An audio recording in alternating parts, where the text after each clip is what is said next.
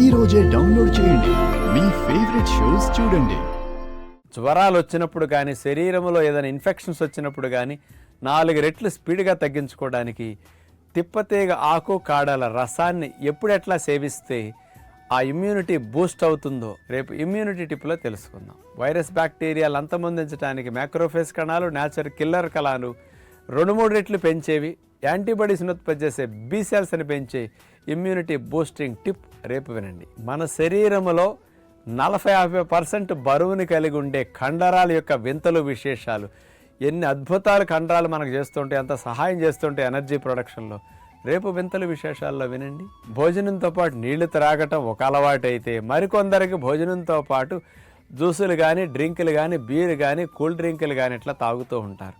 అసలు అలాంటి త్రాగొచ్చా లేదా? త్రాగితే యాసిడ్లు ఎందుకు పలచగా అవుతాయి? ఎంత pH ఉంటే డైజెషన్ అవుతుంది? ఇవన్నీ త్రాగటం వల్ల ఏమి నష్టాలు పట్టాపరేగలకు వస్తాయి? రేపు డైజెషన్ గురించి, నీళ్ల గురించి స్పెషల్ ఎపిసోడ్ వినండి.